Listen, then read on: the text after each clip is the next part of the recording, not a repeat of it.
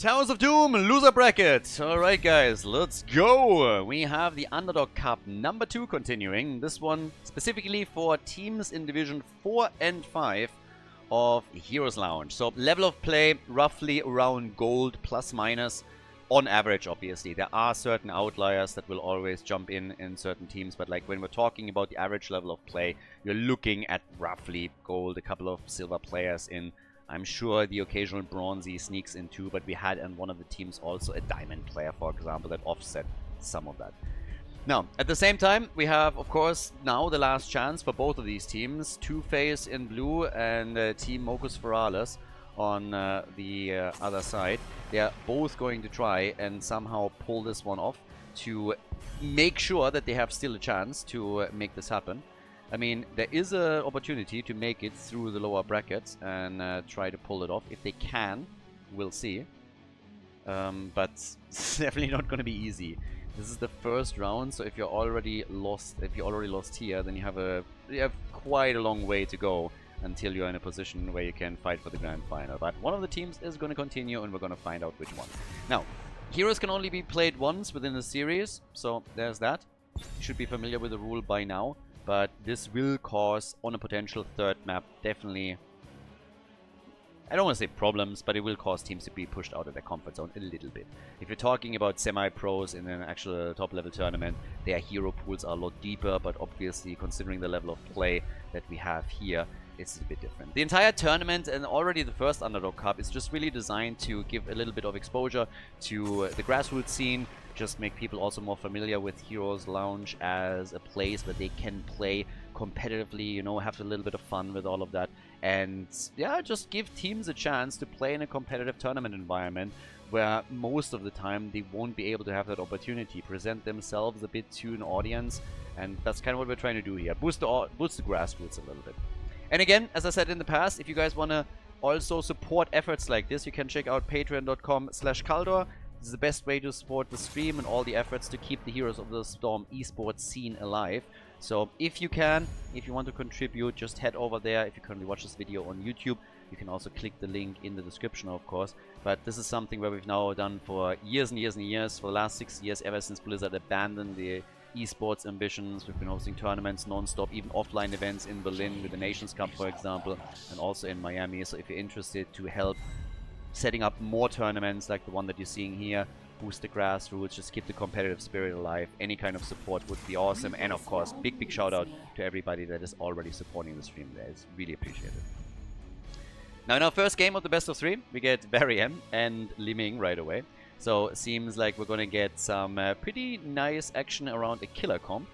And that begs right away the question, what exactly are we going to get from a support perspective? Because normally you want to have somebody that can really deal with this in the sense that you get Malfurion for a root on the ground. You get Stukov for your lurking arm. Tyrande has been played a couple of times. So there's a couple of things that they could do with that. And then on the other side we have Dehaka, Alexstrasza, and Sergeant Hammer. So with Alexstrasza you can try and protect Hammer a little bit better. You have Dehaka at the top lane who can always start to move in too. And of course, on the final bans you can still try and throw a wrench a little bit in the plans of the opponent's team. The first thing is that we get Mephisto eliminated, but are they targeting in support now? Is Stukov getting banned? Is Malfurion getting banned? Or are they just going for down a completely different path and something completely different here? Like banning a side laner, for example. I mean, Mocus Ferales had some nice plays in the previous series, but can they pull through and take the blue team out? We'll see. Junkrat gets banned. Okay, they're more worried about another damage dealer than about the follow-up on Variant's Taunt. Okay. Now, is it going to be Stukov? That's the more OG build. If you take Stukov out, then of course. Right now we get... Oh, they're even saving the support for last, okay? Tychus and Leoric. So you can burn the target down with the bigger they are from Tychus if you wanted to. Garrosh gets played by Mocus Ferales again. So you have some Drain, you have an Entomb, you have Taunt to follow up. Tigers with Odin, nice when you're fighting for an altar, but also if you really try to burn targets down, and you have the bigger they are, you have the burst damage from Li Ming, so works together. Tacita on the other side, some Protoss action. Well, adding a little bit of OP into your mix is never really a bad idea. And now over on the left for Kati, what is the support choice? Again, you have everything set up. You just need somebody that vibes with the killer comp. And they go for Anduin. Okay, the father and son duo with Light Bomb, they can play around this a bit. Game number 1, everybody. Best of 3 series here in the lower bracket of Underdog Cup number 2, Towers of Doom.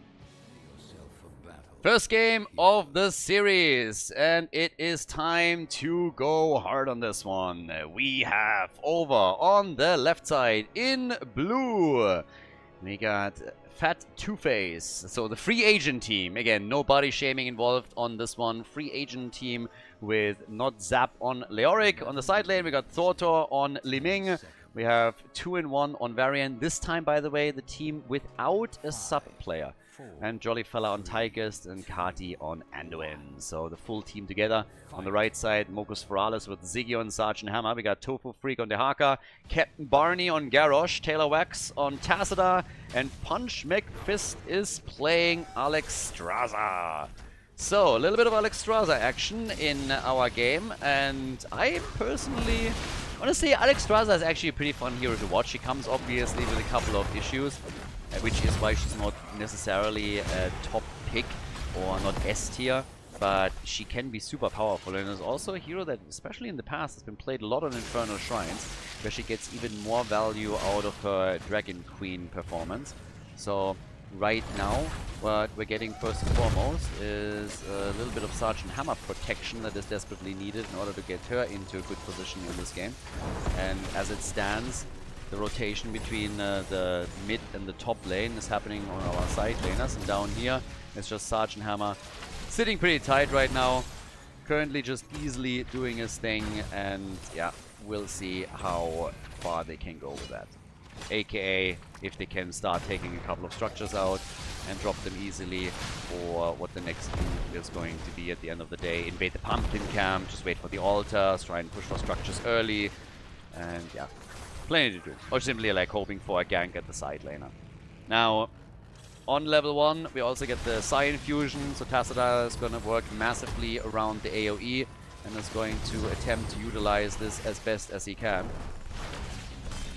Yeah, pumpkins so far, I mean, very likely not really a whole lot of them are going to connect here. I don't think that the walls are going to fall with everybody committing to the format. It would be surprising. So yeah, they're just going to try and make sure that they are not losing anything down here, not getting the pumpkins through. If somebody can maybe they can drive a wedge between the blue team from the red perspective side, just simply saying, hey, we're going to get Tacita in, we're going to isolate somebody, Garrosh comes in and flips them over, we don't let them escape, so that might be one way for them to get a kill. But now that Taunt is ready, this is where things get interesting. It already got spicy for Garrosh, so now you have Taunt, and as expected, the bigger they are is in. So the combo is quite clear.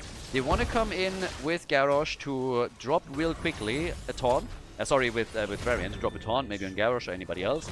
Then the bigger they are, the combo from Li Ming, and of course, ideally the slows from Leoric, which currently aren't present because he is still playing that 1v1 between with his opponent on the side lane with Dehaka. So there's the next one to pay a little bit of attention to.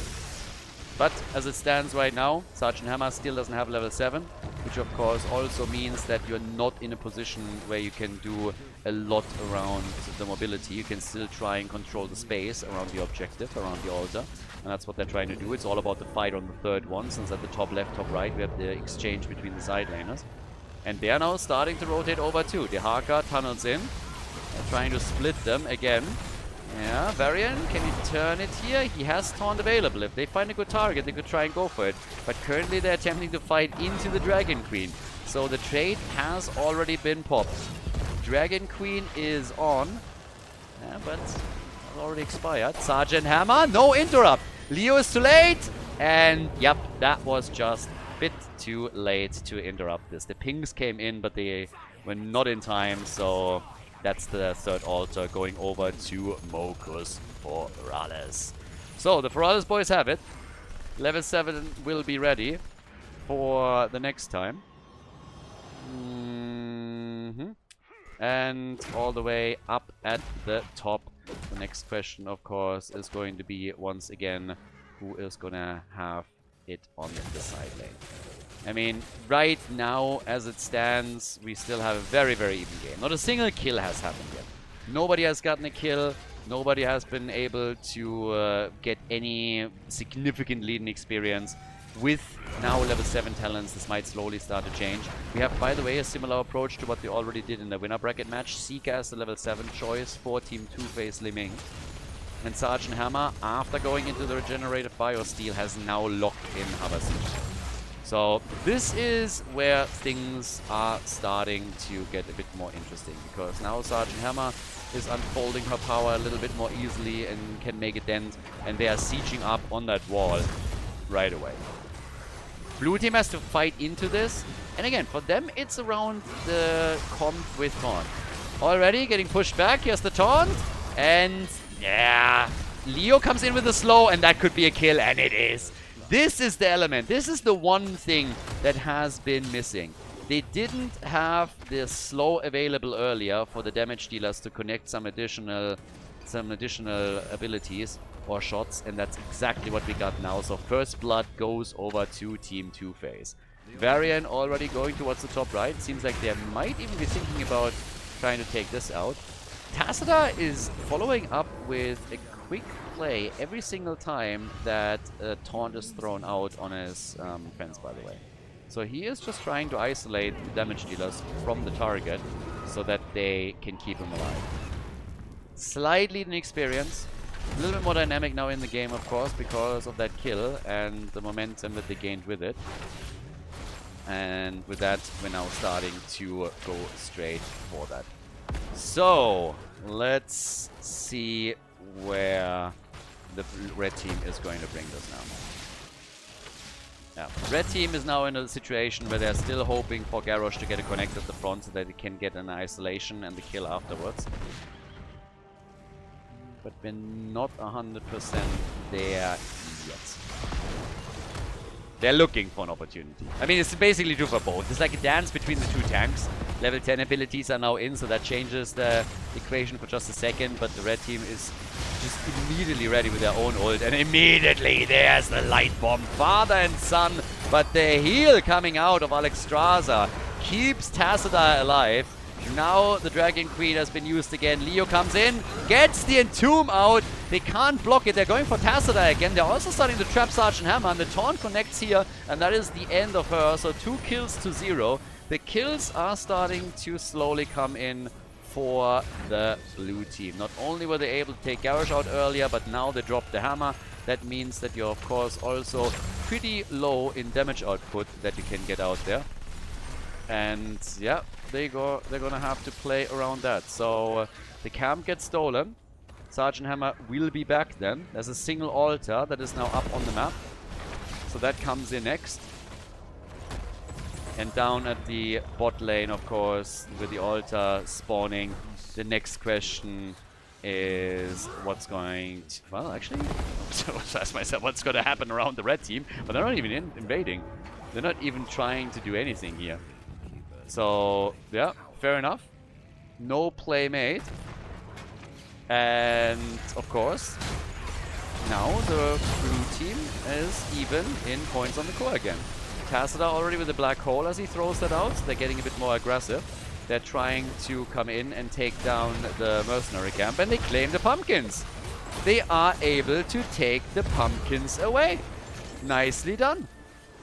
They aren't quite in a position where they can also get a kill, but still, that's the camp stolen.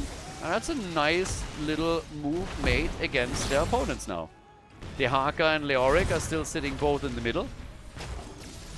So the 4-man, they are still clashing. But Leo is rotating over again, as he already did previously. Sergeant Hammer gets caught. Triple. Oh my god. These entombs. Tacita is dead. now Sergeant Hammer is eliminated, and they get the kill on Garrosh too. They nearly get Alex Straza as well. But those entombs that we're getting from Leoric, that is flanking in time and time again, are just nasty. That's 5 kills to 0 now. What a beautiful layup for the rest of the team to get their damage connected and make those kills happen. That is the second time that Leo has now pulled this off, and they are easily able to push this forward towards the bell tower now to convert it in. We have on level 13 Glass Cannon, but boah. Team Two-Face, they get the bell tower conversion. Double altar is now coming up. So, not shabby. Not shabby at all what they're currently doing here. So, for the red team, they need, I mean, they need some kills. They need a couple of kills, and they need to somehow start to bring this game back. So, yeah. We'll see if they can. Right now they try, and they are locking that kill in. Tychus is gone. Of course, hoping for a second. And Leo was dangerously low, so were a few others, but everybody was still able to move away. Li Ming abandons the channel. Varian. Yeah, channel in the top has already been taken. Alex Straza is therefore a bit late. Can't go for the heal. The Entomb misses. And now, Garrosh gets killed. But so does Leoric. Li Ming is running out of mana, and she's running out of hit points and out of room. So here come the kills for Mocus Ferales. They're not just rolling over and let this happen. They grab both of the altars. They only have 3 bell towers, so that's 6 points. But Sergeant Hammer is instantly in a position to get one auto attack out after another.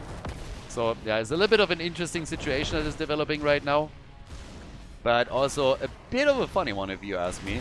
Because the potential comeback for Mocus Ferales has just now started. They are doing damage at the left side bell tower. They're also trying to reclaim their own. They have taken the lead in experience. The damage lead goes to Li Ming still with 41,000. And Sergeant Hammer is currently at 35k. But they are retaking this one. And yeah, so far so good. Team on the blue side is now claiming another pumpkin camp.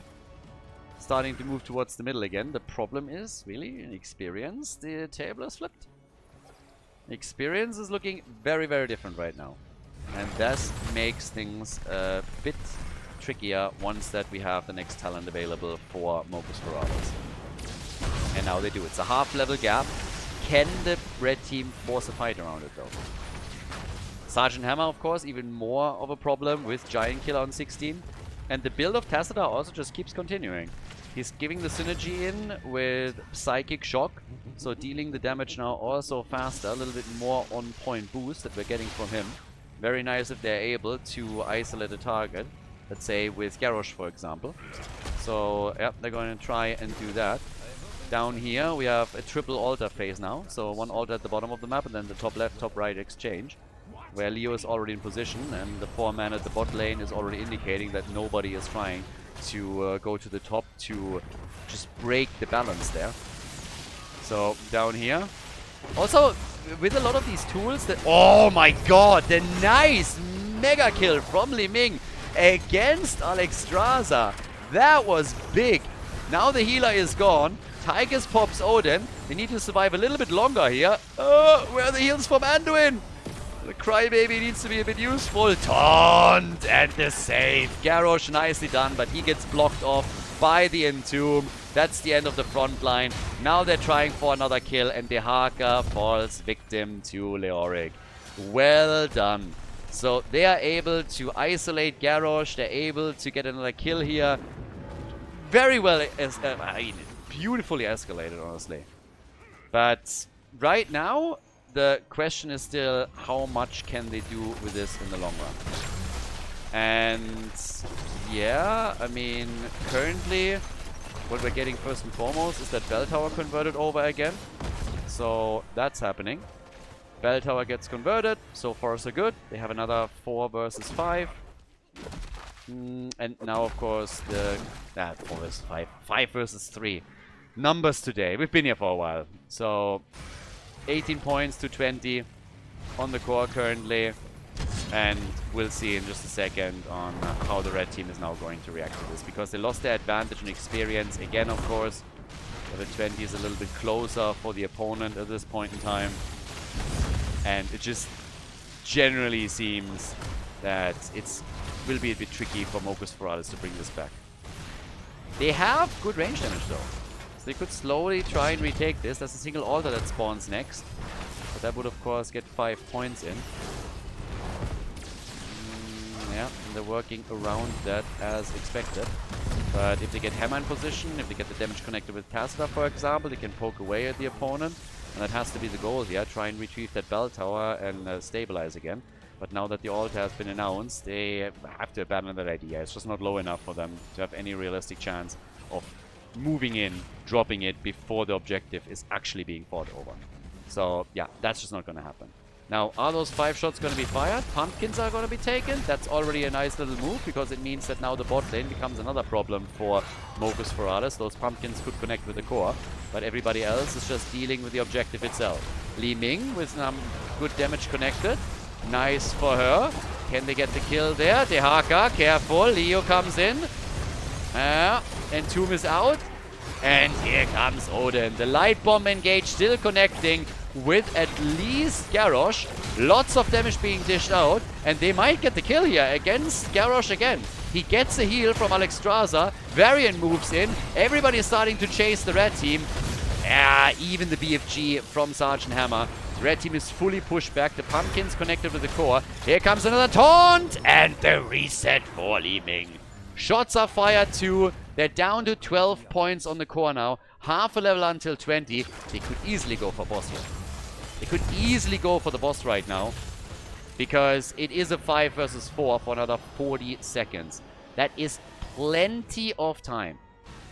Now, that would sacrifice the bell tower at the bottom of the map. But in that situation, you could definitely make that play. Now, the bell tower is, I guess, going to be retaken either way. No matter what you do here. At least from the looks of it. But they are holding on to it for just a little bit longer. I suppose that Tassadar's going to have a say in that, though. Well, I fear's alive, and the fact is he isn't. So he's gone. He's gone. Level 20 talents already. Li Ming with 77,000 damage. Sergeant Hammer is sitting at 67. A few more pumpkins connected, and now they're down to single digits. 9 points on the core. That's 1 5-point altar. And 1 boss. I guess... Oh, yeah, he's dead. Dehaka should be dead. I mean, Varian is going to close the gap, gets the taunt out, and now he's just going to get absolutely murdered. Gets crushed, and that allows him to go for the boss. Bell tower at the bot lane gets retaken, but they are going to really drop low now. I mean, at this point, yeah. Shots are fired, leaves them with 5 points. Single altar is spawning at the bottom of the map. It's not enough to win the game for Team Two-Face, but it's, I mean, again, you know, talking 18 points against 5, this is a comeback-heavy map, but they haven't in the last few minutes been able to get any kind of momentum. So, yeah, tricky. At least they have level 20 now too, but they're down to a single point on the core. This would be a massive comeback if they are able to pull that off. Ritual of Life is in, so massive to try and save a target. Ultra Capacitors, that's the next one. Pumpkins are getting attacked, and that's of course another thing to take into consideration. If a single pumpkin makes it through, that's also going to be enough to win the game for them. Thankfully for Mogus Feralis, the bottom bell tower has been recaptured, so the pumpkins will have to break through that first. Yeah, but these hits against Sergeant Hammer, for example, always applying pressure to Alexstrasza right away. Pumpkins connect and already do some damage here. And it just keeps going. Wave after wave, combo after combo. They're trying to get them into a good spot. And Sergeant Hammer gets de-fucking-leated. Insta-kill. Absolutely crushed. No chance whatsoever to survive that. None whatsoever. I mean, the synergy on the blue team side was so freaking on point here. Got blown up within a moment. And now they can retake that bell tower at the bottom of the map. There's going to be a single altar, by the way. But even just pushing the opponent back the way that they do is already huge. Because now you have more access to pumpkins again. You can set them onto their way at the bot lane when you're fighting for the altar. forcing the red team to split at least one of their heroes off to defend. But the timing is also working pretty okay. Pumpkins are already getting attacked here. They want to set that pumpkin in the camp up. Now, if they take the early position and zone the opponent out, fantastic. Should have sent somebody over to help Leo out, though, I guess. But he's be fine. Yeah, there's the ult. Dehaka. He pops the assets. He pops everything. Good save on Tychus. Light bomb. These entombs are insanity. It's a double. It's a triple kill. The entombs are absolutely massive. They're essentially taking the entire team out. That's a 5-man team wipe. Everybody is gone. That's game. That is Team Two-Face with the lead in the best of 3 series here in the losers bracket. GG. Before we head into game number 2, make sure that you subscribe to the channel if you haven't done it yet so you don't miss out on any future content here on Khaldor TV. Infernal Shrines, everybody! Map number 2. So, we have 2 teams. The blue team in the lead. I would say the word that probably describes the 2 of them, at this point at least in the evening, the best is the word verstrahlt. So, we just hosted a lobby. They talked about the map, and basically Mokus Ferala said, hey, we want to go to Infernal Shrines. So, we went to the lobby, everybody joins, all the players are coming in, they're getting selected on the sides, and then nothing happens. Nobody says anything, and they're waiting. And I'm waiting, they're waiting, and I'm like, I'm missing something here. There's some kind of information that I'm not privy to. So, I check Discord, there's no information there. I talk about it on stream, the admin comes in and is like, I haven't heard anything. So I ask in the lobby, and I ask like, are we waiting for something specifically? Like, what's going on here? And one guy says like, one captain says, no clue. The other one says, we're ready. And then they start the game. They were literally both just sitting there. Everybody was ready, and they were just waiting for better weather or something. So, no clue what's happening here. We're going to Infernal Shrines. 10 heroes are unavailable now. And Bala gets banned. This should be... It was an interesting series already, but now we are in a position where the blue team has match point, which means that if they win, Mokus Ferales is out. So Mokus Ferales in that context would then drop out of the tournament. Would be the first one actually to drop out of the tournament, whereas a team Two-Face would then move on to the next round of the lower bracket, still has a chance to go for the losers bracket run. And I think what I should highlight again is that it was for them a little bit tricky when they started the day, because they started the first match in the winner bracket and they actually had to play with a sub player. So they had not their full 5-man with them, as they were playing their first series, played and lost their first series. Now on the other hand, they have the entire gang together. And you might now make the argument, hey, maybe that is why they lost the first series. Now they are way more in sync. They had some really fantastic coordinated plays in the first game. We'll see how it works out now. If they're taking this with a 2-0, then of course that would already give us a bit of an inclination of what might happen throughout the rest of the tournament. Suffice it to say, maybe with their full 5-man, they're unleashing a new power level that allows them to go all the way through the lower bracket and execute a lower bracket run. We'll see. For now, they have to first win this series, even that hasn't happened yet. For the red team, we get Mokus Ferales with Chromie. And I would still really like for the blue team or anybody else that plays against Mokus Ferales to really pick Morales. Just pick Morales at some point and then let's just see what happens. Embrace the memes here. But either way, we get Jojo and we get Chromie. So Team Blondie is already on the way. Gives you Shrine control, more control with Johanna, thanks to her Condemn, of course, and the clear that she brings, plus Blessed Shield that we can still expect. I kind of miss the days, by the way, where the Falling Flail was a thing. Go Falling Sword, you know. Push a hero like Malfuri and Anna or whoever farther back. That was kind of cool. But now we get a Nubarak, we have Blaze, so already some engage plus stun, and we get Junkrat for easy damage from outside of the shrine. And also, of course, you have a lot of CC right now. I mean, Junkrat with his traps, then you have Blaze with the jet propulsion, the stuns coming from a Nubarak. After level 20, when you have Rewind, you can YOLO out even more. Oh, and they're banning Kel'Thuzad. Those are always the bans that are kind of annoying because it just signals they know something that you don't. These teams are obviously quite familiar with each other, playing in the same league, but right now I want to see that Khaldor follow up on what they're executing here. So they must have played Khaldor in the past and be a little bit notorious for that. After Diva ban, we now get the final ban for the blue team, and it is Oriel. So we're getting rid of Oriel. Double pick now on the side of Mogus Ferales. Rhaegar, snappy, good clear on the shrine once again. So you have already a fair amount of AoE. Chromie can fire from the outside. You got your range there. You got a little bit more control. Anything that gives Chromie a good shot at connecting her entire combo is always welcome. And Zul! Alex would be proud. Alex the Pro G is already channeling his inner roaming Zul. And that gives you a lot of clear when you're moving between the lanes. Is that going to be your best option for the Shrine? We'll see, but a Poison Nova can absolutely wreck the opponent's team, depending on where it's going to be unleashed from. And now, double pick for the blue team. We need a healer, and we also need a bit more damage. Maybe... Uther Deathwing. Okay. Uther, not what I really expected there. After all of the stuff that they already locked in, I thought maybe they were even going for something like, I don't know, Stuke of Malfurion and anything to follow up on the stuns. Uther could obviously walk in and drop another stun there. But let's see.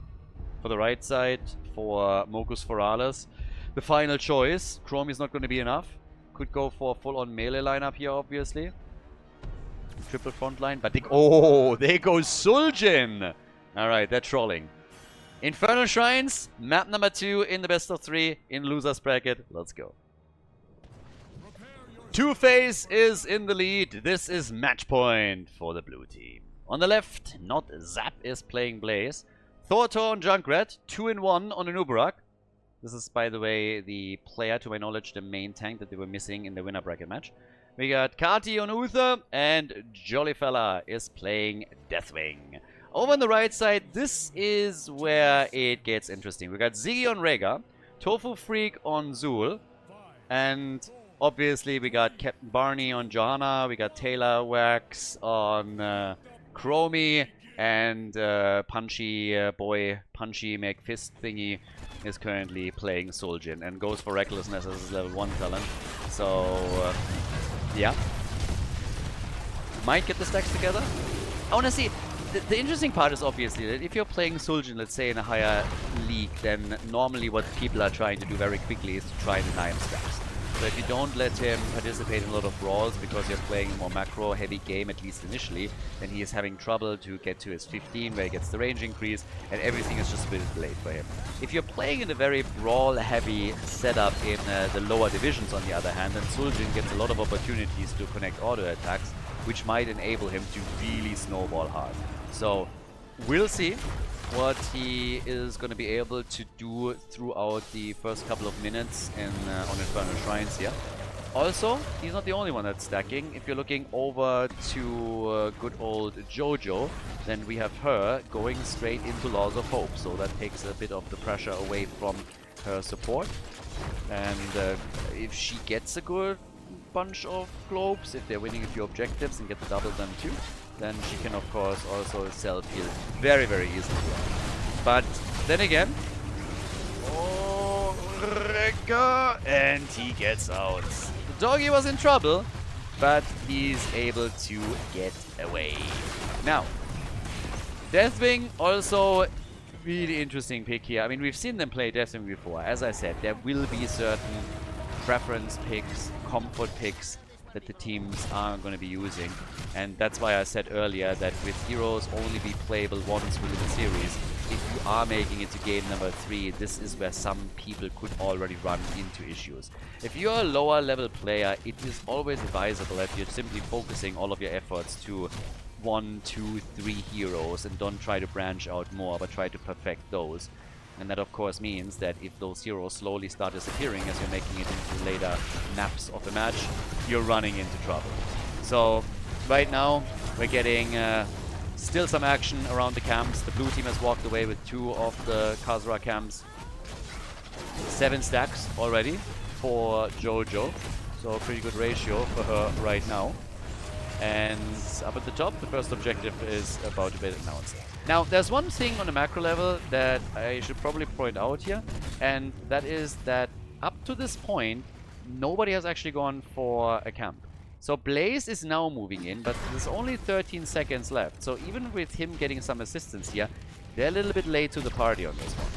Normally you want to take this much faster than that and then be in a position around the top shrine when it spawns. The red team is doing the same thing. So both of the teams were a little bit late on this. And the objective, for example, has spawned and nobody is there. This is really a situation where at least the side laner should be on the point immediately, and then it gives you the additional lead over the opponent. Is that going to win you the Punisher? Not necessarily, but it sets you already up for success. So it's these small things here. Now, in the meantime, 5-6 stacks for Suljin. But the actual shrine, for now, goes to the blue team. Suljin is going straight... Oh, Suljin... They're ignoring Suljin completely. You should really not do that. If he is allowed to just stack, this is going to be a tough late game for the blue team. And they are giving up their position on the shrine for now. So... very curious what the game plan is for the blue team. They are trying to re-engage here. Suljin gets attacked, okay, and I guess they get the kill here. Yeah, that's one way to stop him from stacking. So this is a bit better already. Well done. 30 to 26 stacks right now. And, well, with that, we're now having a situation in which the red team is likely going to miss out on the first Punisher. They're still trying to poke a bit from the outside, but they're not able to make that happen. So, Mortar Punisher goes to Team Two-Face. Both teams are on level 7 talents for that push at the top lane. And Blaze is instantly moving towards the middle. Is going to start that rotation up again.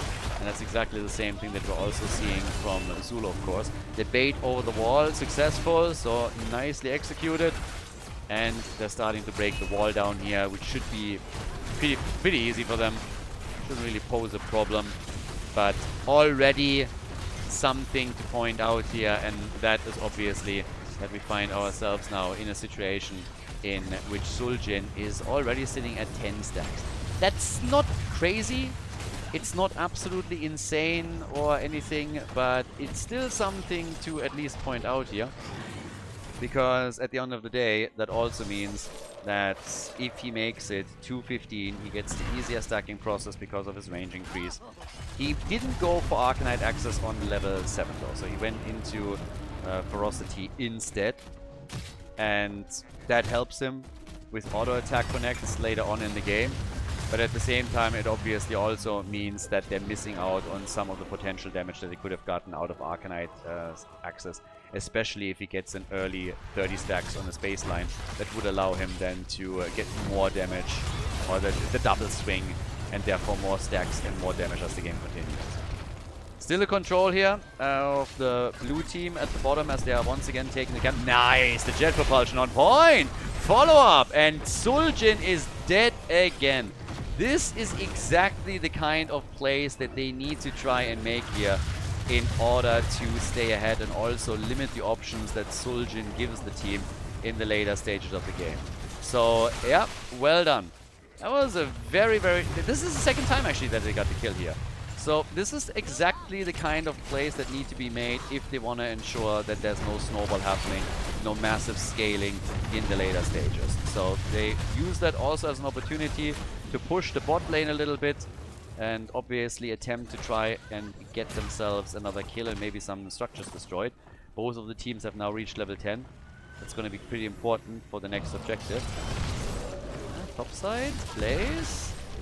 Doing a lot of damage and barely squeezing his way past this. Zul is running out of mana on the other hand, but has the fountain to tap and does that. If not for that, this might have become a bit problematic. Jojo is toying with us, by the way. So...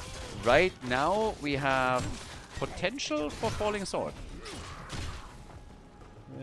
Potentially Falling Sword here. That would make things interesting, but who are you going to jump on? Falling Sword would be a little bit strange, honestly, now that I look at it. Not necessarily what I would expect But they go for it. Falling Sword is in. They held the talent for a long time. They decided to go for it. So let's see how much success Johanna is going to have with it. 18 stacks on her level 1. Laws of Hope with 18 stacks, so not bad. We got 20,000 damage from Chromie, nearly the same from Junkrat. A little bit behind. Blaze gone straight for the camp at the top. But they still should send somebody to help him out here. And it's going to be Junkrat. Both of the teams are a bit late when it comes to their Shaman camp. It would be nice if they would crisp up that rotation a little bit and get that sooner. But right now, it's a Frozen Punisher that's being fought over. And the blue team is getting slightly ahead, or at least should, yeah. So they're getting a few extra points here very quickly as this all starts up. But the red team is now fighting for the position. And we have the Poison Over. Let's not forget about that. Bunker is on the ground. Cocoon already being used. Ancestral is out. But look at Zul. Mega low. Zul is low. They want him. Divine Shield has been used too. Jet Propulsion, he's honestly putting himself in trouble here. They can't get the kill, instead they lose Blaze. This was a bit of a self-inflicted wound here. Blaze just chased way too hard to get the kill on Zul, couldn't, and then the follow-up from the rest of the red team made sure that Blaze didn't make it. 30 stacks to 20. Oh, but there's the potential kill. 2 hit points as he pops his ult, moves out, survives thanks to the invulnerability, and retreats from the shrine. But that also means that they're losing out on the objective again. And this is a Frozen Punisher, which is going to hit a lot harder than the first one. So now the bait or the wall has to work out again. And there it is. But they will still lose a bit here. Nice! Stun against Rüger! But they don't have the follow-up, and Uther wasn't close enough to connect his own stun. But of course it also means that they're having a bit more time here. Jet Propulsion would be nice, but Blaze is at the top. They could get the stun from Anubarak. They already have the Cocoon out. Here comes the Displacement, and she jumps out. But Zul dies regardless. Zul is gone at the top lane. Blaze gets the solo kill, which is of course making sure that the top lane is completely abandoned. Good damage also against Suljin, but he's still alive. But this fort at the top is just about to go down. Rhaegar's trying to prevent that from happening, but I think he's going to be a bit late on this. So the first structure gets dropped. 13 to 13. The lead in the game, in game number 2, goes currently to Team 2FaZe. 14 stacks for Suljin, so he's not quite ready for the range increase yet. It will be any moment. But now we got 25,000 damage for Chromie, and the team is just moving around getting more camps. Chromie is not the top damage in the game though. He's only the top damage for the red team. And by now we have 30,000 on Junkrat. But yeah, attacks are coming in. With that we have the mid lane getting assailed because they hope to take down another fort. But first they have to go with their heroes. They try for the kills and the stuns, but the Ancestral from Rhaegar is making sure that Zul survives another fight. Suljin died twice. 3 kills. Not the most kill-heavy game, but Suljin is actually also getting stacks together now. He's sitting at 17, and the range increase is really helping him to safely get those stacks together. Jet Propulsion misses. But obviously, Punch McFist knows fully well that a lot of the hopes of his team to win this series, or at least the map, are currently hinging on his performance here. Now, another camp claimed. If you look at the experience distribution, the blue team is doubling the mercenary experience that the red team has got. So, lots of camps that were claimed by them. Lane pressure and everything else that they're getting with this. Kati here gets zipped back in and dies. No Divine Shield used. Yep, Uther goes down. I suppose that Cleanse was not available, or they would have taken it. Zul gets attacked and has to use his Poison Nova, but there's a stun, the follow-up, and bye-bye Necro. Zul is down, so after Uther gets murdered, they are able to counter the kill by eliminating Zul. But it also means that the fort in the middle is still standing, and it doesn't matter how many hit points are left, or if it's barely standing. The problem is, there's no catapults for the blue team. I guess technically not really a problem, but obviously that's what they're missing out on. Next shrine, or next altar is, next shrine's at the top, Nobody has moved in to claim this on the rotation towards the top level, though. So, yeah. We got 100,000 siege damage for Zul by now. 38,000 damage for Junkrat. And while everybody is ignoring the fort in the middle, they are now making their move towards the top, fighting for yet another objective. And Team Two-Face has already walked away with 2 in this game. So now they're hoping to also get the Arcane Punisher, and they have a very early lead on the objective. Nubarak gets attacked, but they're late to the party. They're late on the point. Poison Nova is down for another 20 seconds. Down here, Nubarak dives out easily.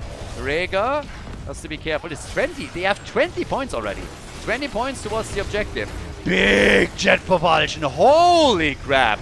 Huge play. And Suljin is down. 3rd time that he dies. Deathwing is going in, and they're taking down Rhaegar, and they want the rest of the team, of course, as well. Suljin with a Poison Nova, but he falls. They're chasing down Johanna, or at least they're trying to. Uther with a stun, and Nubarak with a hit. That's 4 kills in total now, and they're absolutely murdering them. The Arcane Punisher has already been claimed. They can now go for the top and take that keep out maybe. At least damage it. And Blaze is moving immediately into the middle of the map, trying to take the next fort out. So, yeah, easy move right there. 1 fort destroyed. 1 still standing at the bottom of the map. And now it's all about the keep at the top. Arcane Punisher is there, wall is destroyed, and now they are I don't know if they can take the entire thing down, but they should be able to do some significant damage here. And Blaze is now going for the next camp, but there's also a huge wave at the bottom of the map, which pressures the final fort. 8 kills to 2, 2 levels ahead. Yeah, Punisher jumps in again, a couple more Arcane Sentries are in. A little bit more barbecue plays by Deathwing. They can't take the keep, but they still did some damage. I don't understand why Blaze is not doing more damage over here. Taking the camps is nice, but in this situation I think they would have been much better off if he just goes for it and tries to take the fort out. He's going to take the camp instead, but that also gives, of course, the red team some time to respond to all of this. The damage down here could have been pretty significant, but either way, they are obviously heavily ahead. So, yeah. By now, this one is going to get attacked and then defended by Suljin. Suljin himself with 22 stacks is at 30,000 damage. Not insane, but again, decent. And it seems like for Team Two-Face, the big agenda is now try and get level 20. Get ahead, get level 20. If you can force a fight, then hey, let's go for it. Already the choke point play. Against Chromie, I would be a bit careful with this. Bunker gets quickly eliminated. I don't know why they feel the need to fight here. I really don't. So, Nubarak gets a Divine Shield. Has to try and jump out. Gets a couple of stuns out, but that's it. So they lose Nubarak. They lose Uther. And I still don't understand why. Why fight here? What was the gain? What was the big thing that you are going to win there? You're engaging into a choke point against the AoE damage from Chromie, who just lines you up. You have a blind that comes out of Jojo, which gets easily connected, and then there's also Poison Nova available. I have no idea why they thought that was a great idea. That was absolutely unnecessary, and now they lost 1 of their 2 level lead. They are still close to level 20, but it's also going to cost them at least 1 fort, maybe a bit more than that. Patience, Grasshopper. Patience. Now, they have to wait for another few seconds until Uther and Nubarak are back, but at least for the next objective, they should have level 20. But, yeah. Down at the bottom, another fort gets attacked. Now they're trying to defend here. Alright, that seems to be a little bit more realistic. By the way, the red team also should be cautious, because that's a catapult pushing towards the top side keep. Yeah, that keeps going. So, if the catapult connects with the keep and not with the minion wave, and it does, then this one is likely gone now. They need to send somebody back to deal with it quickly, or it will be eliminated. And the next catapult is, by the way, already moving in. So, Zul is on his way. I think he can save it. And yes, he can. But that's some extra damage on this that was also not needed. So, now level 20 is available. And they have another camp here at the top. So, they're starting to take this. They have the fortified bunker. We also have Rewind in, and of course, Bulwark of, well, not of course, Bulwark of Light.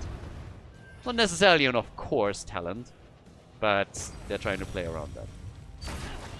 I personally was waiting for him to just go for his resurrection. But this could be a big fight now. And the problem for the blue team is actually that Mogus Ferralis is going to get their own level 20. So they get the lead, of course. But level 20 is soon going to be there. This minion wave might just be enough, and yes it is. So now they have level 20. Suljin did not upgrade his ult. He went for a surprise for you. Okay, so a bit of AoE damage for him as that bounces around. Here comes the Poison Nova and the Falling Sword. Suljin on 30 stacks. Rhaegar though is gone. So is Thule. That's a double kill. But they, without a heal, he's dead. The Divine Shield on Junkrat. No way.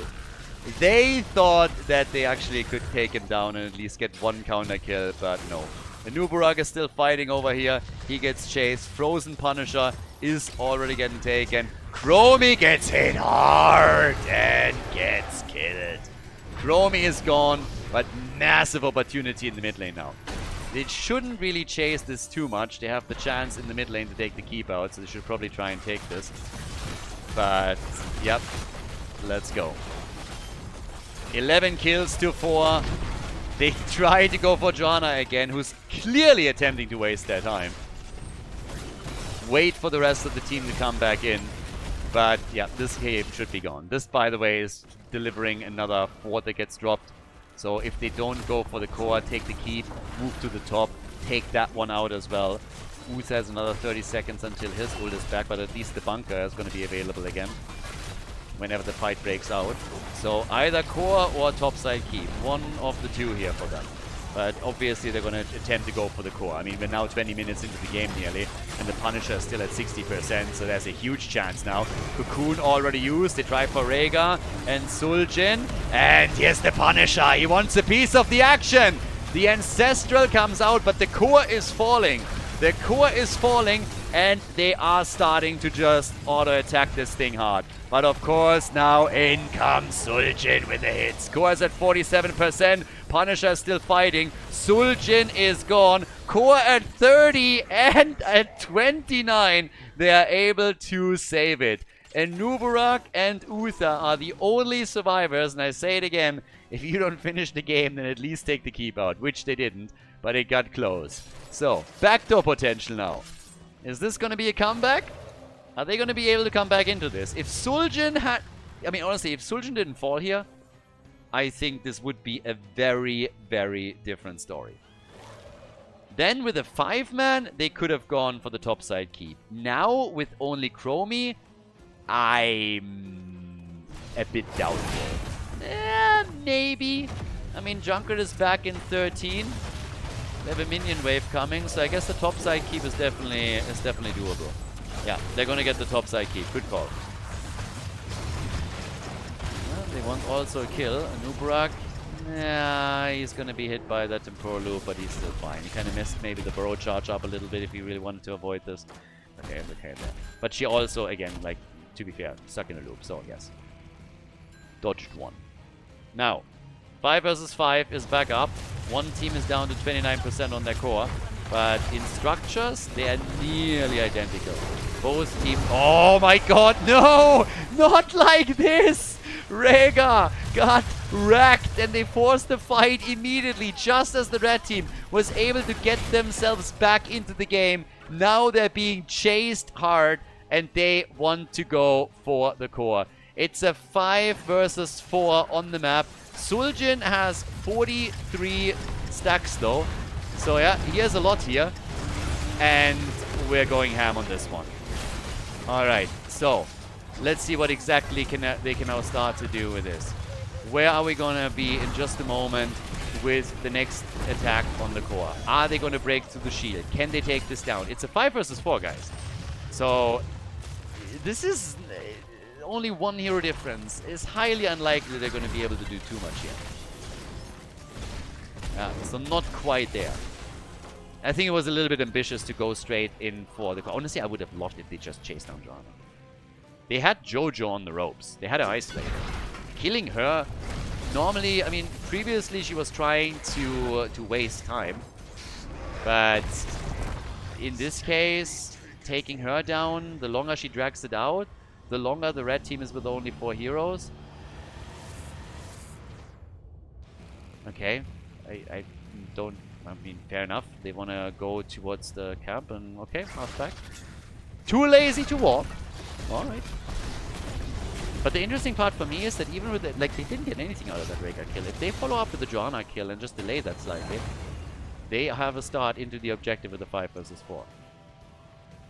So, a bit weird.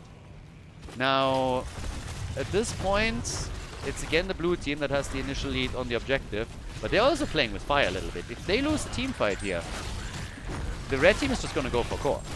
You can lose this game still. I don't care how many kills you are ahead and how well you played throughout all of this. But Suljin gets attacked, has to pop his ult, has Testingo out, here comes Jojo, and Suljin is dead. Suljin is gone. That's a problem. That's your main damage gone. That's your auto attacker, your single target eliminated. Chromie is the only one. Blue team is trying to retreat a little bit and restructure. They might even be able to save Blaze here. Oh, Junkrat.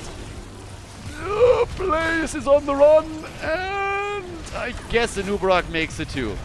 5 versus 4. Bot lane Catapult is pushing in 24 minutes into this. And by the way, this will destroy the top keep unless somebody deals with it.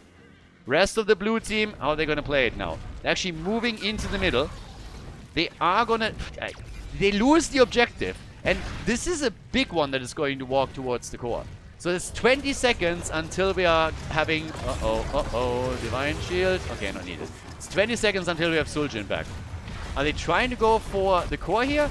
Catapults are already at the top and destroyed the keep. And down at the bottom of the map, catapults are starting to also take out the bottom keep. It's not quite happening. This thing hits like a truck, but not 100% going on like this. The Punisher is walking on the left. Punisher is going for the core now.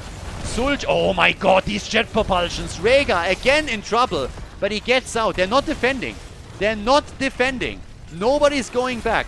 If the Punisher is strong enough to take the core out, then they might lose the game here. They're fighting. Punisher's dropping the shield already. Blaze is down. They're completely throwing this. They're trying to right-click the core. Why don't you just head back? You can defend. They're losing the entire team. We're going to game number 3. What an absolute disaster in the late game here for the blue team. They're losing the second map, and we're going to map 3 between Two-Face and Mocus Morales. Yep, that's that.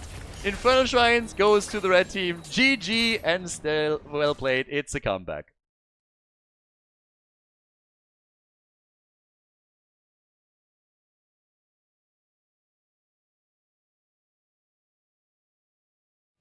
Guess we're going to a third map after all. So, things are going to get very interesting here for multiple reasons. But first of all, I think that Team Two-Face is a little bit unhappy about what just happened. They had the game in the bag. When they got the kill on Rhaegar and had a cocoon on Jojo, that was the perfect opportunity to just chase Johanna down, delay her kill, and then go into the next objective in a 5 versus 4. But they somehow thought that in a 5 versus 4 they can go for the core. Quickly learned that's not the case and essentially wasted that opportunity completely.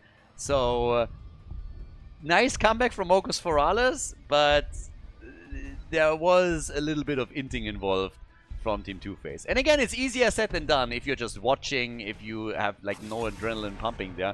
Obviously, they panicked a bit towards the end and things got very, very hectic, so decisions were made. But now we're heading into game number 3, and this is where things are going to get real wild, because now 20 heroes are banned. And as I keep stressing, if you are looking at semi-pros, this doesn't make a big difference. If you, on the other hand, are now looking at people that usually play on a gold level, then it's a very, very different story. Vala gets banned, and I mean, the fact that Artanis gets banned already tells you everything that you need to know here. But 20 heroes are not unavailable because they've been played. 6 are going to get banned during the draft. That limits options. And now we'll see what they are going to come up with for game number 3 in order to pull off a victory, move on to the next round, and who is going to get dropped out of the tournament. Also, what's going to be first pick here? That's only my first question. A lot of the damage deals that you would normally try and get here I mean, choices that are just not available any longer. Greymane. Not bad. Vala is banned, Hanzo is banned, Chromie has been played, Sergeant Hammer has been played, Suljin has been played, Li Ming has been played. So lots and lots of heroes that you would normally see as a bit of a priority pick on this map here in Battlefield are not ready any longer, and therefore you go Greymane. So Greymane is not a bad choice by any means. Cassia locked in for quick damage. And we get Mei at the front. Alright. Now, there's still a few options, but I want to see the side lane in particular for Team Two-Face now. And I still expect that at least some mages are going to be grabbed. Muradin for the Stormbolt. Nice, good engage of course as well with his jump. Can technically also spec a bit into extra damage on the Immortal.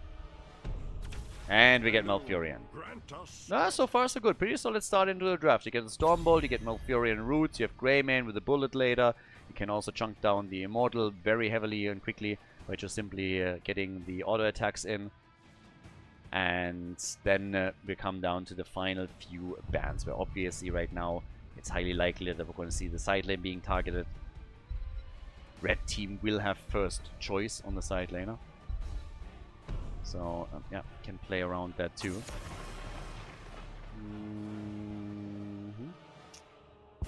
And, well, let's go. There's the ban on Jimmy. Yeah, so getting rid of Jimmy here also, of course, an option for them. Part of me thought that he was not available, that he was already played, but we had quite a few series today, so definitely mixing things up a bit here too. They obviously have the list, so no. And we get a ban on Stukov. Alright. Stukov is out.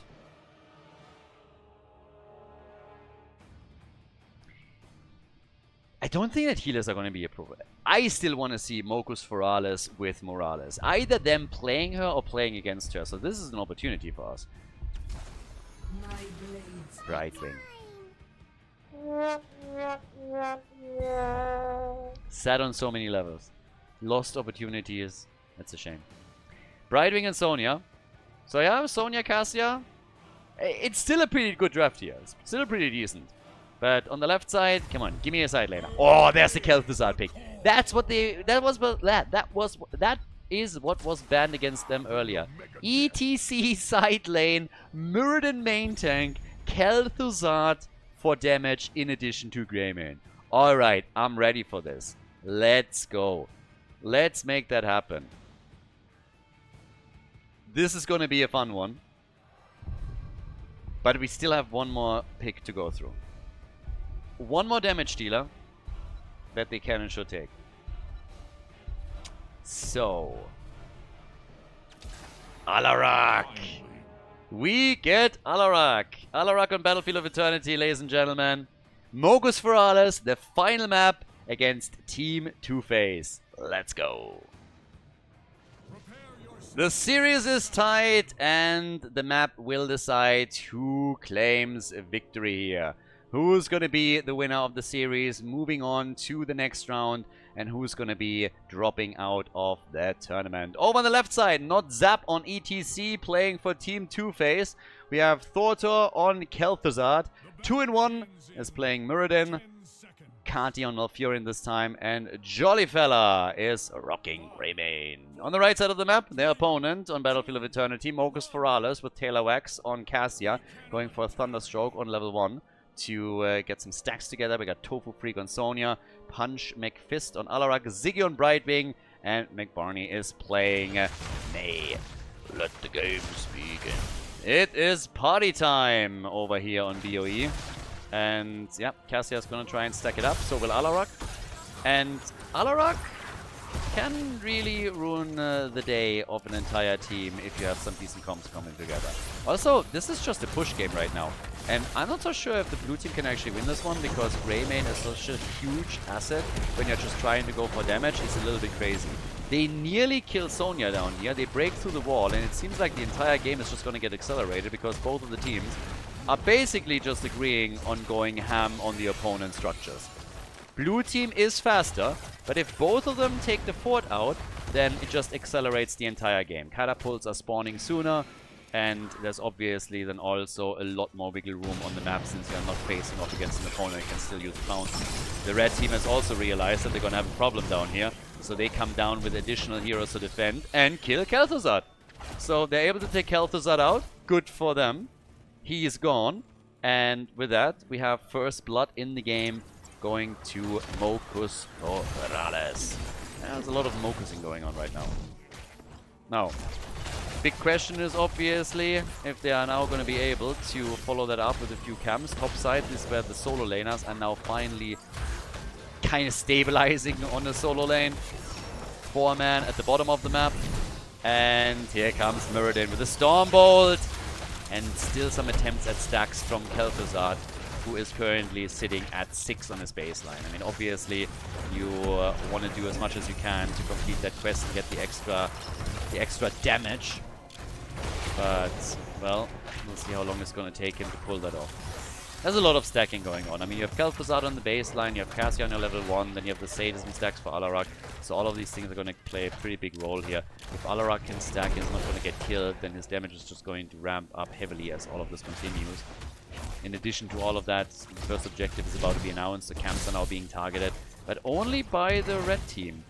I actually kind of like what they're currently doing here at the bottom of the map.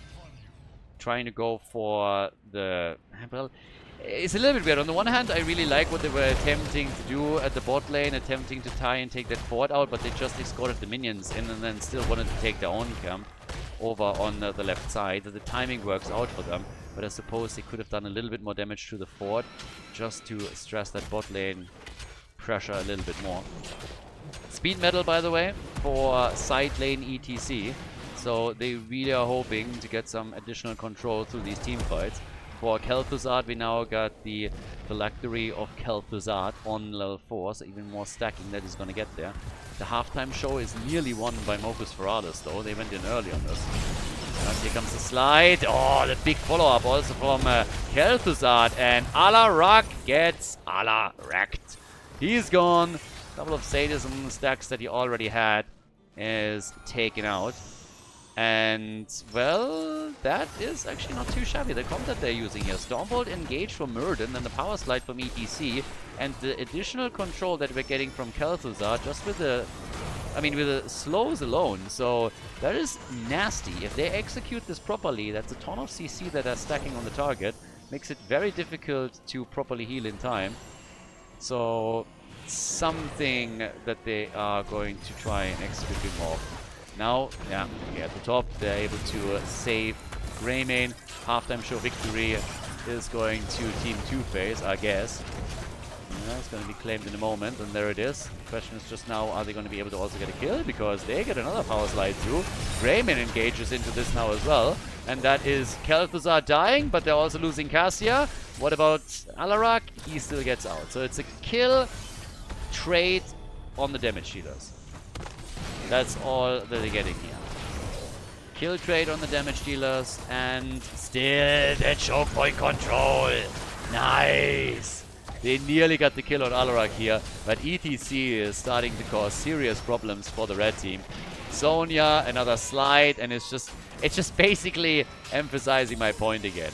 Over on the left side, they're just going with all the damage that they have for the Immortal, and they're going to win the first one. That's a pretty decent shield too. I mean, that's what, 35%, 40%.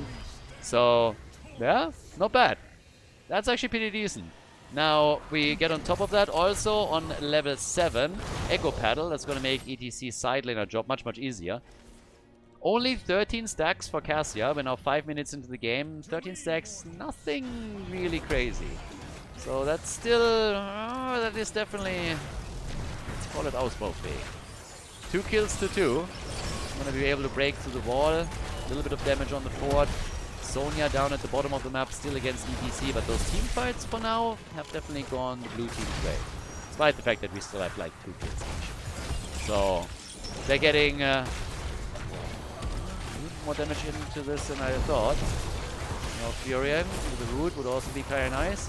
The entire time that we're up here, I was just waiting for Muradin to make a Stormbolt engage, but he doesn't get that yet. Now, what we are getting is more stacks for Khaldor, and he's currently now sitting at 16. So now he has the Glacial Spike as well, which is going to be real helpful whenever Muradin and ETC execute their combo during the next few team fights. But damage-wise, I mean, it's a bit early, but still, we got 8,000 damage now for Khaldor, 10,000 for Greymane. Mei is the top damage dealer for the red team. And up at the top, I mean, this is a 3 versus 4. If you're the blue team, you should be a bit cautious in how you're playing this one. Because you're gonna get the control over the camp at the bottom of the map. So you don't need to lock this in at the top. And you definitely don't need to YOLO in to, yeah, do anything too nuts. So just playing this out a bit slowly is totally fine. But for now, we still have another fight coming. And Greymane is now moving in, so they're still hoping to get some action going here. ETC likely also with stage dive if this continues, that he controls the side lane with a bit of global pressure. That would help them, of course, even more.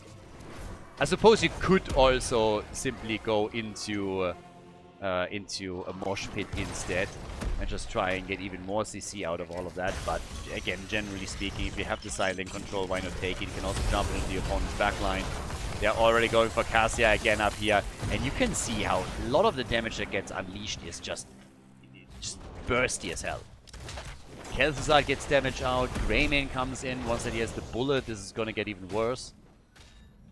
Down at the bottom of the map, still that 1 versus 1 that we're now getting. And Sonya is not having the greatest day here. Sonya might actually even die. Stage dive! And yeah, misses it completely. Use the ult. Total miss here. Both teams now with their level 10s. They had the ult also of Khaldor, but they just can't get the kill. And ETC now has to head back out. We get Leap. We also have, again, Counter-Strike for Alarak. We've seen this twice now. Sorry, the Deadly Charge, not Counter-Strike. Charges in. Wasn't really all that deadly, at least not for the target. Over here, though. Oh, Sonya with a leap. And the spin to win kill on ETC. And Muradin is also gone. The red team with a double kill. Yep. That turned very, very quickly against Team Two-Face, so that hurt. Now, this is also going to hurt if they don't send anybody down. They do finally send someone down, and it might have been too late. Yeah, I guess they can just barely save it. Maybe not. Greymane, talking about saving forts, is doing the same at the top. Halftime show victory, as already expected after the double kill, went over to Mokos Forales. But Team Two-Face with another shot at making that work. They're setting up a defensive perimeter around their own Immortal. 4 kills to 2. 21 stacks now for Cassia. Still not great. 9 minutes in and she is very, very low in level 1 stacks. So, Muradin, some Stormbolts. Bullet is out. Alarak trying to go for Khaldor, and he is deep right now. That ice wall hit nothing. ETC jumps in too. Where's that slide when you need it? Not ready for them yet. Muradin. Another Stormbolt. There's the slide, the connect with Khaldor. Good damage, and it's enough to take Mei out. Mei is gone. Sonya missed the spear here. The Stormbolt hits her hard, and that is a follow-up kill. So Alarak gets the combo unleashed, but it's just not enough to get a kill for them. And it's a 5 versus 3, and with CC just connecting hard with Cassia, she's the next on the menu over here. So this is a huge problem for them right now. The CC chains are just murderous. And another objective is won by the blue team. They might have lost the halftime show initially and some ground, but now they're just doing everything that they need to do in order to stay ahead. And this should cost the red team 2 of their forts now.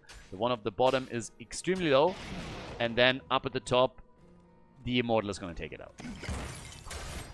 Now, the Immortal is definitely going to take this one out. Nothing that you can do around it, to be honest with you. I mean, bot lane, Sonya is now rotating towards the top side. I guess she's trying to help the rest of the team out, but it's still the same result. The forts are both eliminated. So, no chance to make any plays there. Forts are gone, and with that, the team has no fountains anymore on the outer perimeter. Again, Mei totally getting wrecked here. Mei gets fully murdered, has no opportunity, and now they're going for Sonya as a follow-up, so that's a double kill. While the Immortal is still active and pushing for the keep. They already lost 2 forts with this, now they might lose the keep. And honestly, scratch the might, they're gonna lose that keep. It's a 5 versus 3 situation. Immortal is doing damage, but even without it, they would take the structure out here. A massive second objective for Team Two-Face. Huge objective for them now. And, well, good luck. Because now you have to bridge the gap in experience. Your opponent has taken a mad advantage on the map itself. And unless somebody starts to go completely bananas on the red team, this could be a loss. I mean, right now, what we're essentially waiting for is to see if Alarak can pop off, get Sadism skyrocketing, and just get his damage into the next world. Because this is just nasty. He's at 21,000 damage already. He's not looking bad. He's the top damage for his own team, and he is overall 3rd place in damage. Just behind Greymane and Khaldor. But the blue team has a lot of confidence now. Maybe a little bit too much. That's always the danger. You get ahead, you get confident, you get engaged into the wrong battle, and all of a sudden you get punished and fall behind. So, right now, the only one that hasn't died yet on the red team is Brightwing. And what the blue team is hoping to achieve next is a level 16 talent around the next Immortal. Because if they pull that off, then they have a great, I mean, an easy path to Immortal number 3. And I guess the timing is not quite working out, but around the halftime show, they might have the next talent. So, yeah, they can still do a lot here. And will try to aim for exactly that. Now, already, we're having everyone move through the bot lane for now. So the Immortal is up. They want additional minion waves. This is where specifically, of course, ETC comes into play. And yeah, he's gonna do whatever he can to get the experience for the team, get level 16 and then jump in when he's needed. Since the red team isn't even pushing this, he has plenty of time, gets the talent for them. More survivability for Muradin with Stone Form now. We got a lot of his pack. Khaldor is obviously done with the baseline. So right now, I don't know what the plan is for Mogus Foralis, but I think they have to fight into this. Top side, somebody should honestly take the camp out. Ah, well, the fort is actually going to take care of that, so they don't need to send anybody over. But the problem is still that we are now having a situation which is absolutely unavoidable for the red team to fight without a talent disadvantage. They have to take this. There's nothing else. They got to do something. So ETC is still pushing the top side out. He can jump in. Does so. On Alarak. Yeah, Stormbolt doesn't connect. The fight on Khaldor though. Immediately the turn. Sonya leapt in, but good reaction from Alfurion. Here comes the play. Alarak is low and he's dead. Sadism stacks are reset back down to 100. Another slide, another kill. Mei is gone, and I suppose this might actually put a stop to the hopes and dreams of Mogus Foralis. Sonya is in trouble, tries to get away. Muradin with another hop, and down she goes. That's the end of Brightwing, and now they can go for whatever they want. They could go potentially, maybe Core is stretching a little bit too much. We're only 15 minutes in, so the death timers are not that crazy. But they can go for a massive Immortal. I mean, huge Immortal here. And obviously, this is at a minimum gonna eliminate the keep at the bottom of the map. I just don't see a world in which that keep doesn't fall. If anything, it's a question of whether or not they can right away take out the core as well. And that's exactly what they're gonna try and do. So already some poke is happening here. Immortal isn't even here and that wall is already gone. So they weren't able to pull it off in game number 2, but now in game number 3, it might be the conclusion. It might be Team Two-Face taking the 2-1 victory against Mogus Foralis. Big attack. Oh, and no, he's still alive. Khaldor is actually alive. The red team went ham on this. They want the kill. They get it, but they lose Cassia and Brightwing in the process. That Stormbolt against Sonya shuts her down. She's eliminated, and the root on the ground is also doing it for Mei. 4 kills for Greymane alone. They want to go for the final one. They go for Alarak again. He eats the Stormbolt. He eats the damage. It's a 5-man team wipe to end the game, end the series, and end the tournament for Mokus Forales. Team Two-Face advances to the next round of the losers bracket. GG.